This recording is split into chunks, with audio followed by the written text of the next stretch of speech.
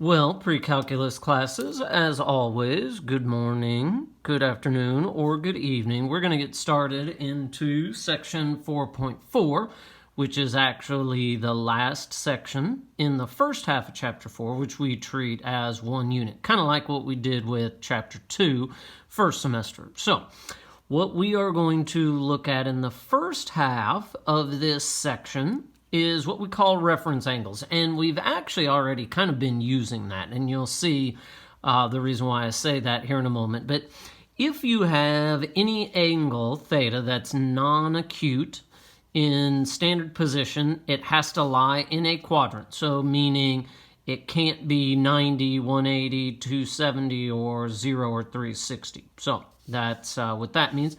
The reference angle is the positive acute angle, theta prime, formed by the terminal side of theta and the x-axis. So basically what this is saying is quadrant 1, any angle in quadrant 2, 3, or 4 can be viewed as a reflection off of something in quadrant 1, which is, think about when we filled in our coordinates on the unit circle. That's exactly what you did. 30 was a reference for 150, 210, and 330.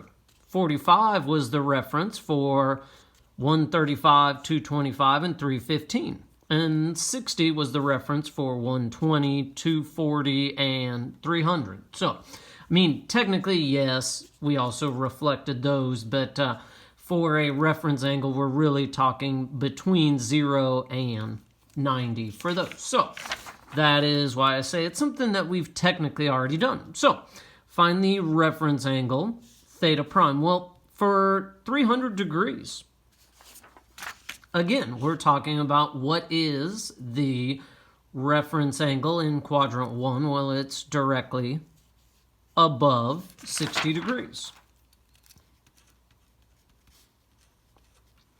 Kind of one of those things where if you have an answer, or if you're given degrees, answer needs to be in degrees. Now, this next one, 2.3 radians. This is something we haven't really discussed a lot.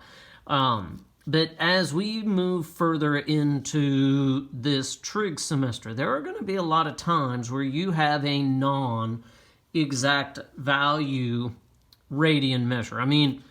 There's, 16 or 17 exact values of pi that we worry about. There's obviously an infinite number of other options. So when we start talking about degree measures, well, we know that at, right there we're at 0. All the way around is 6.28. And then half of 6.28 pi is 3.14. And then half of 3.14, 1.57. And then down here, basically, you're taking 180 plus 90. So if you take 3.14 plus 1.57, 4.71. These are basically just the decimal equivalents. You took pi divided by 2, 1.57. If you took 3 pi divided by 2, you'd get 4.71. So 2.3 radians. Well, that's somewhere in quadrant 2. Well, if I am looking for the equivalent spot over here in quadrant 1, well, basically what we are going to need to do is, whatever value you have right here is, there's a couple of different ways that we can do this, but 2.3 is around here. You can simply take pi minus 2.3. And when we do that, it's 0.842. And again, since we don't have pi in our answer, you do need to go ahead and write out radians. So certainly another way you could have done this, find the amount from there to there and then subtract it off of 1.57, but there's, a lot of different ways to do this. But plain and simply, if you have something in quadrant 2, you're going to subtract it from pi. If you have something in quadrant 4, you're going to subtract it from either 2 pi or 360. This one was a little easier because it was an exact value. Now, the last one, negative 135. Well, first, what I'm going to do is certainly, you could view it as either 225 or negative 135. The key thing is it's in quadrant 3. Well, quadrant 3 is basically it's a reflection over both x and y, or it is directly across. So if you're looking for something in quadrant 3, you're either going to add or subtract 180 or pi. Here we're going to add because it's negative. We need a value in quadrant 1. If it had been given to you as 225, you would have subtracted 180. So to get, so I guess here I'll even say this was our theta prime. Well, here I'm going to add 180, which is 45 degrees for theta prime. So again, every angle that's in quadrants 2, 3, or 4 has a reference angle in quadrant 1 that it's a reflection off of. So there is the kind of the initial examples. Now, you can use reference angles to find trig functions of any angles. Now, example 2, negative 410 is on the terminal side of an angle in standard position. Find the exact values of the 6 trig functions of the angle. Now, here is where we're going to have to start being a little bit careful. Negative 410 is basically right there. I'm going to obviously draw a right triangle. And when I set this up, here's the one thing that's going to be different than any time you've ever used right triangle trig in the past. And that is when I have the 2 legs of my triangle. This side is obviously 10. This side is actually negative 4. So when you find your hypotenuse, 16, so the hypotenuse is the square root of 116, which is, let's see, 4 and 29, 2 radical 29. The hypotenuse we always keep as a positive value because you are squaring both of these. But you can, in theory, have a negative side to one of your triangle legs based on the quadrant it's in. So now when it says find the exact values of the 6 trig functions, now again we're back to good old SOHCAHTOA. So, sine, usually just start with it opposite over hypotenuse, so 10 over 2 radical 29. Also, always place theta along the x-axis. Now, first thing I'm going to do is reduce 5 over radical 29. Then rationalize. So sine is 5 radical 29 over 29. It's kind of up to you as to the order you go about these. We just found sine. If you now want to say, and you know what, I've told you in the past, get in the habit of writing in sine theta. I left off my theta there. If you want to go ahead and use the reciprocal right now, again, the reason why I always write this out, I'm going to flip 2 radical 29 over 5. So there are 2 of the 4. Next, cosine. Cosine theta adjacent over hypotenuse. And just like the other one, go ahead and reduce first. Negative 2 over radical 29, then we'll rationalize. So negative 2 radical 29 over 29. All right, again, I found cosine, might as well go ahead and get its reciprocal. Reciprocal of cosine is secant, so that's going to be negative radical 29 over 2. You know I mentioned this in one of the prior sets of notes. Do not leave your negative in the denominator. All right, so the last two, tangent. Tangent, opposite over adjacent, 10 over negative 4, which reduces to negative 5/2. If you did not need to write out the original, no problem. And then cotangent, we flip that. Again, do not leave your negative in the denominator. But there are your 6 trig functions. All right, another one. Here they gave you the ordered pair.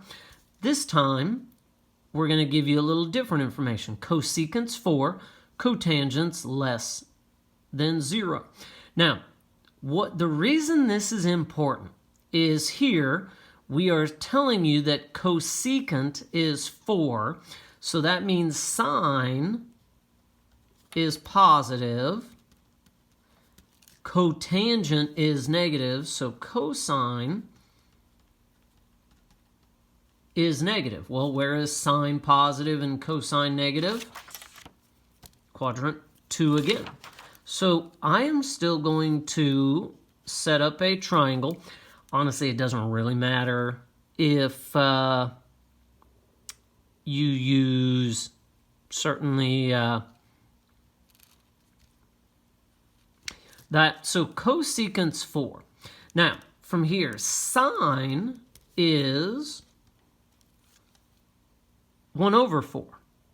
So now, again, we can fill in opposites 1, hypotenuse is 4. Now we just need to find that missing side. Well, when we do that, 16 minus 1, so the hypotenuse, or I guess it's actually, I don't know whether you want to say it's a squared or b squared, but b squared is radical 15. So that makes this side, or when we take the square root, negative. That's the one thing, again, you've got to be careful about. So, again, they gave us cosecant, found sine first. Then from there, you can go ahead and get the other 4. Well, to start, I'm going to go ahead and get cosine adjacent over hypotenuse. So this one actually works out kind of nicely. We don't have to worry about any rationalizing yet. When we flip it, secant is negative 4 over radical 15. And then from there, when we rationalize, negative 4 radical 15 over 15. So we have the first two there. Opposite hypotenuse, find your missing leg. Cosine is adjacent over hypotenuse, flip it for secant. And then the other two, tangent, opposite over adjacent.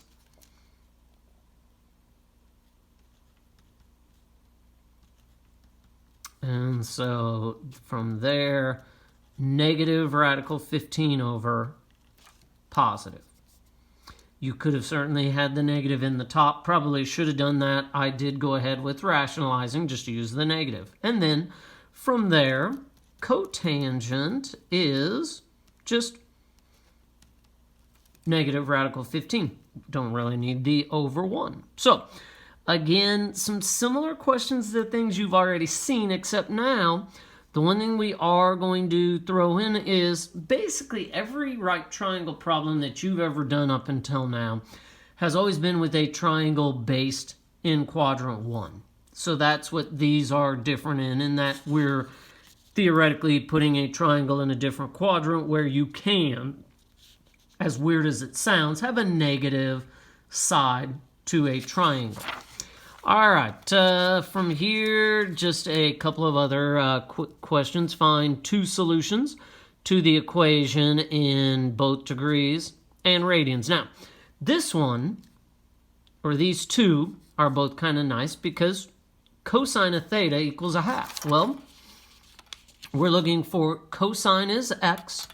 Again, cosine, sine, I'll even add that back on a unit circle. So where does cosine equal a half? At 60.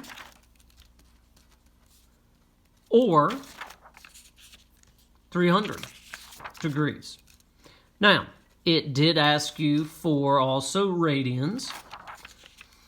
60 is pi over 3. 300 is 5 pi over 3. I know I don't have those labeled on this circle. Probably do need to go in and add those, but you know, you've got certainly unit circles as well that have everything marked. Now, the next one, sine. Negative radical 2 over 2. So now we're looking for where is our y value, negative radical 2 over 2. Again, these are exact values. One of them is at 225. The other one is 315.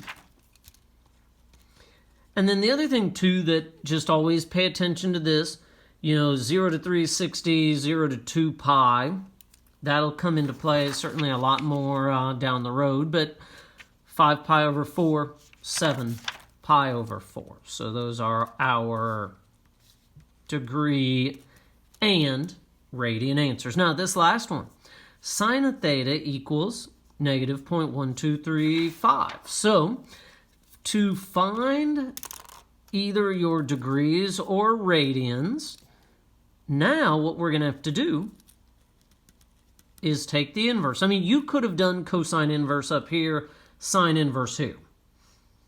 It's a little more time if you do, because these are exact values, you don't need to, but here we have to use the inverse. So when I take sine inverse, negative 0.1235, well, here's the exact thing I was talking about. You end up, sometimes, from your calculator, getting a negative angle measure. In the next half of Chapter 4, we'll actually talk about the reason why the calculator gives you that negative answer. But, you know, if you get a negative answer, we're going to use its coterminal answer. So, when I get that theta is, you know, negative 7.09, add 360. And it's 353.9.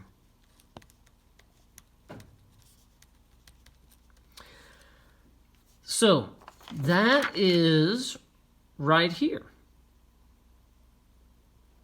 Now, we are looking for the other value of sine that has that same y value. Well, that is directly across. Now, in terms of what that is, think of it like this. Negative 7.09 is 7 degrees this way. Well, if I go directly across, it's 180 plus 7.09. So my other answer is that. Now, the other way that you can certainly have done that is if you had taken pi minus that. That's essentially what we're doing, or 180 minus that. So it is 187.09 degrees. So those are our 2 degree answers. Now, to get our radian answers, you just multiply by pi over 180 on both of those. So this one I've still got in the calculator. 6.18 radians. 187.09 times pi over 180 is 3.26 radians. And certainly if you want, you can even go back to that diagram. 353 is really close. 6.18 is close to 6.28. 3.26 is just past 3.14. So those are some things you can always do to look at, does my decimal answer make sense? But that completes the first half of 4.4.